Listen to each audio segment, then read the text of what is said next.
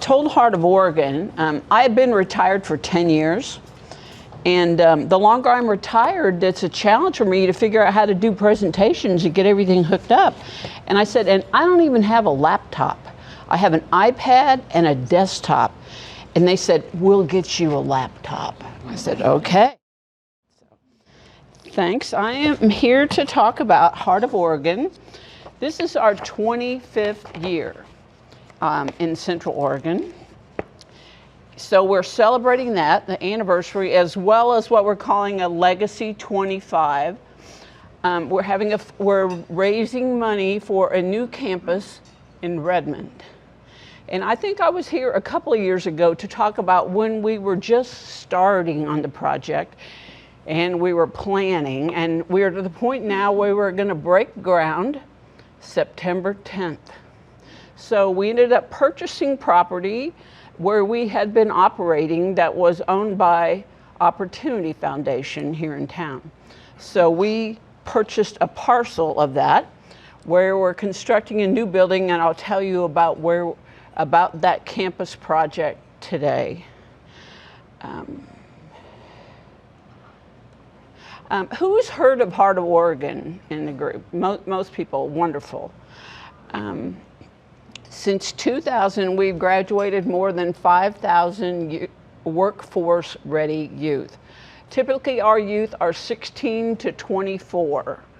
We have different programs. Some people do multiple programs. Some are summer programs. Some are year-long programs. Some they can get a GED or a high school diploma.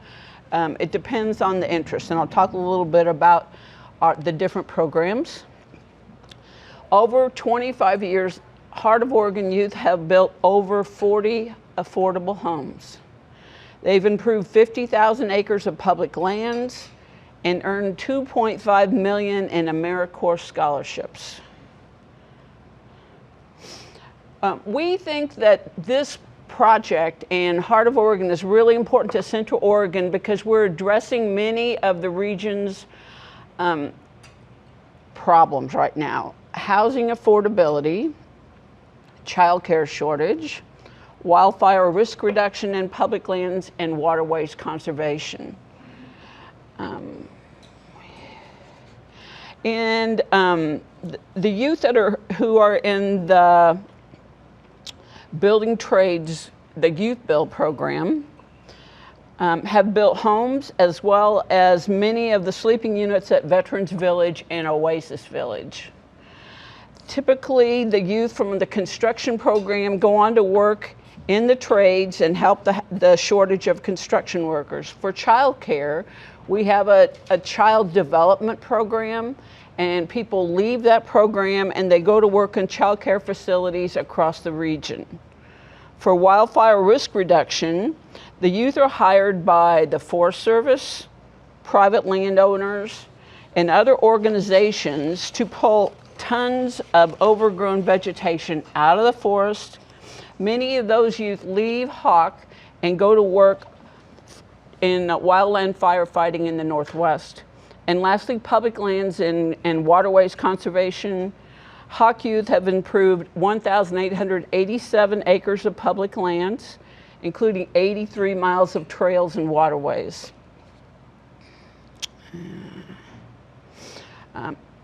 The mission of Heart of Oregon is to empower youth and young adults through employment, job training, education, and service to Central Oregon communities.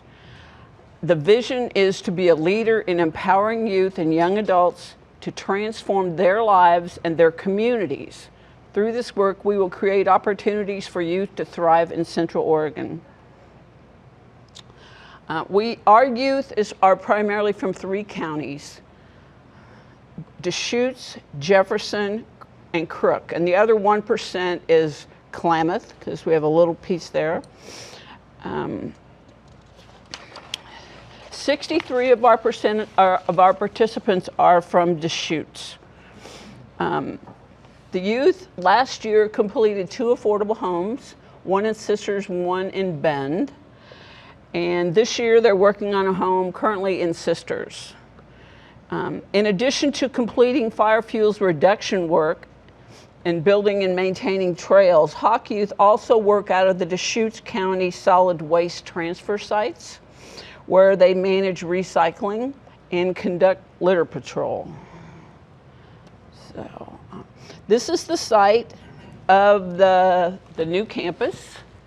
And you can see this was before we removed some of the material from that was currently there, but the location here in Redmond. We have borrowed and shared facilities in the last 25 years, and we've outgrown those. So there's an increasing need that we do have a campus.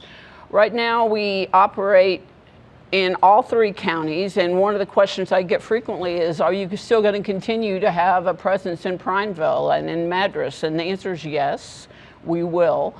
We have crews that work out of those areas, and they will continue to do that.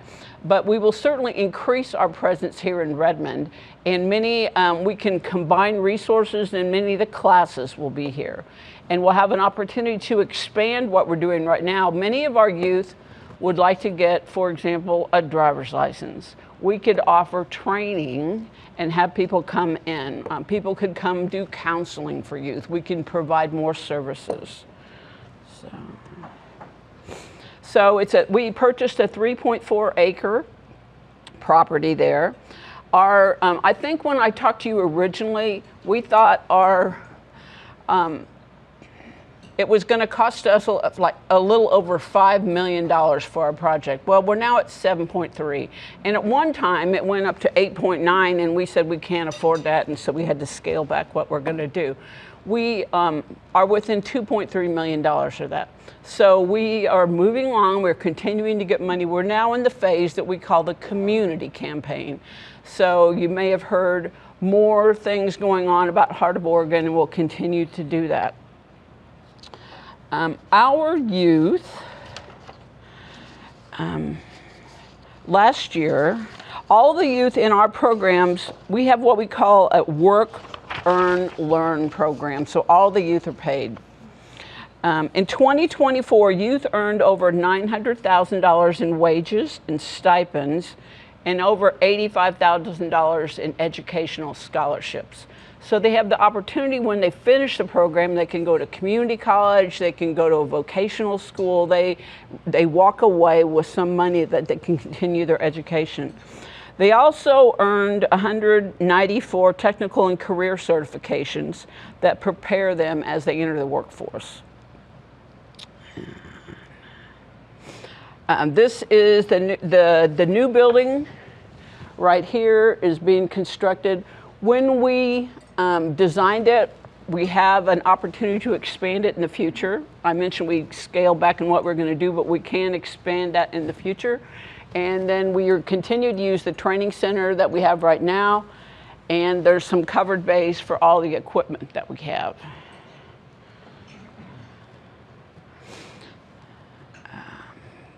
This says, yeah, same thing. We're using the training center and the bays. So one of the things that I'm asking today is, we have a website for Heart of Oregon, and there's you can click on the Legacy 25 or the campus campaign, and we have a list of people and organizations who endorse the program. So I'm here to ask if the Kiwanis may be interested in showing their support for Heart of Oregon. It's just a matter of writing the organization, and your name is on the list, just indicating you support, or any individuals who would like to support as well. We would welcome that. And I have some information here. This is our annual report from last year that summarizes where the youth were, which programs they participated in, demographics, all those kind of things. And I'm here to answer any questions that you might have. Yeah. Get my voice back. Okay. Now, those 4 groups you showed, 4 areas. Yep. Do they they pick whatever they want, or they multitask, or? Yeah, they absolutely do. They pick what they're interested in. So maybe they have an interest in construction trades, so they're going to pick youth build. Or maybe they like the outside and they want to do the conservation work. It's up to them. And some youth do multiple programs. The child care program is part of youth build. We get a lot of federal funding to support youth build programs. So that would help. It's a hindrance for us right now, or a challenge for us, I should say. We know that our funding next year is reduced. So we will continue to look at how we can support youth and how we can continue to provide the opportunities that we have been right now. But yeah, they pick. And then the question has often been asked, how do youth join your programs? It could be through a high school counselor. They may say, the youth may say, this high school environment's really not for me. I'm struggling here. I'm not doing well, and this is an alternative.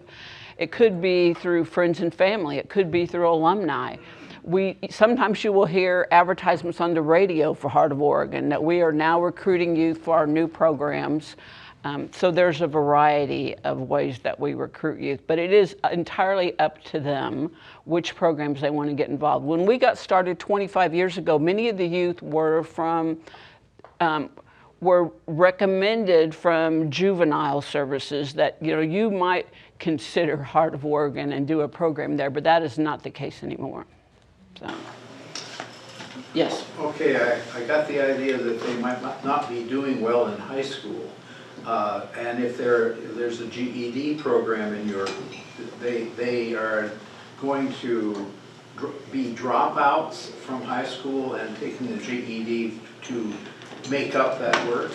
It depends. We do two things. They can get a high school diploma through Sisters.